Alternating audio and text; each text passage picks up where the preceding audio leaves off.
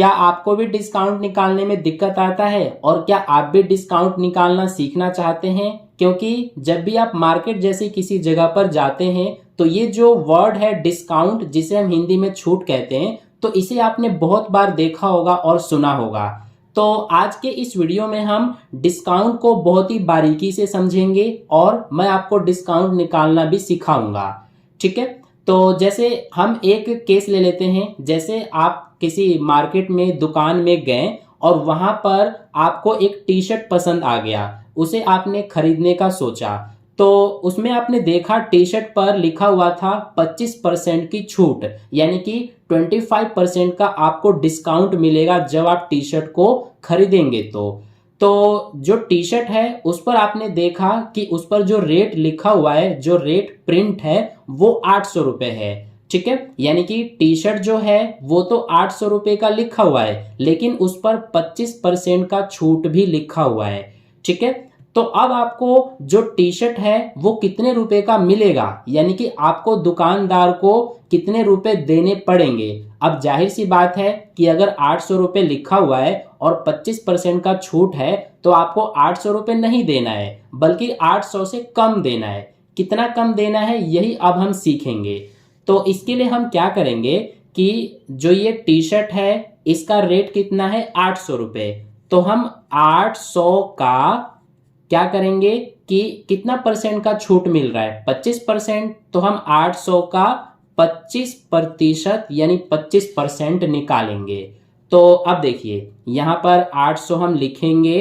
का मतलब क्या होता है, मैथ में गुणा होता है, तो हम गुणा का निशान लगाएंगे। और ये 25% है तो ये 25 लिखेंगे। और जब इस प्रतिशत को हम हटाते हैं तो नीचे 100 से भाग हो जाता है, यानी ये प्रतिशत का निशान हटता है तो बटे में 100 लिखा जाता है। इसे आपको ध्यान रखना है। तो अब ये एक जीरो से ये ऊपर एक जीरो कटेगा और ये दूसरा जीरो से ये दूसरा जीरो कटेगा। अब क्या बचा, 8 गुणा में ये 25 बचा। तो अब 25 और 8 का गुणा कर देंगे तो 25 अट्ठे 200 आएगा। तो यहां पर 200 आ रहा है क्या, 800 का 25%। तो अब क्या करेंगे हम कि जो टी शर्ट है हमारा, इस पर इसका रेट कितना है, 800 रुपए।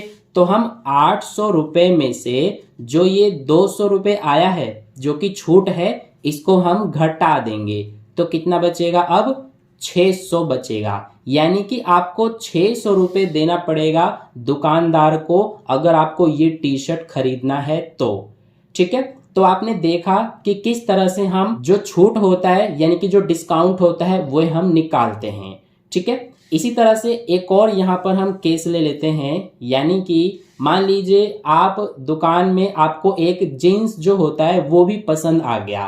तो जीन्स का जो रेट है वो मान लीजिए कि 1200 रुपए है, यानी कि उस पर 1200 रुपए लिखा हुआ है और साथ में उस पर भी आपको 25% का छूट मिलेगा, ये भी लिखा हुआ है। यानी कि दुकानदार ने आपको बोला कि जीन्स पर भी आपको 25% का छूट मिलेगा।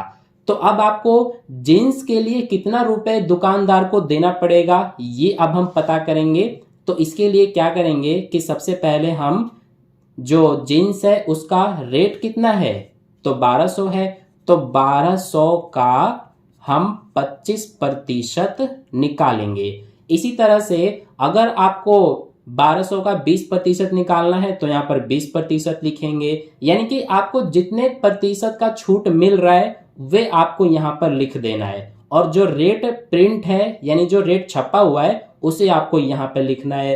अब आपको 1200 का 25% निकालना है तो कितना आएगा, ये 1200 उतारेंगे, का मतलब गुणा, ये 25 उतारेंगे और ये प्रतिशत हटेगा तो बटे में 100 लिखा जाएगा।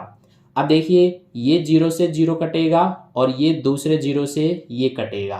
तो अब बचा है 12 गुणा में ये 25। अब इनका गुणा करेंगे तो 25 दूना 50 का जीरो हासिल 5, 25 से कम 25 और 5 30, यानी कि 300 रुपए आ रहा है।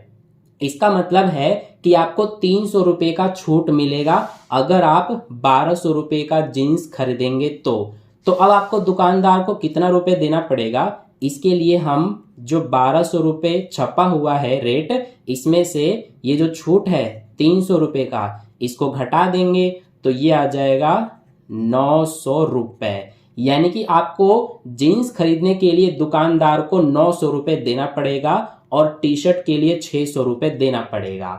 ठीक है, तो इस तरह से हम डिस्काउंट यानी कि जो छूट मिलता है वे हम पता करते हैं। तो आई होप आपको अच्छे से समझ में आ गया है। तो अगर आपको समझ में आया तो वीडियो को लाइक कर देना, अपने दोस्तों के साथ भी शेयर कर देना और चैनल को सब्सक्राइब करके बेल आइकन को प्रेस जरूर कर लेना, ताकि कोई भी वीडियो अपलोड हो तो सबसे पहले आप तक पहुंच सके।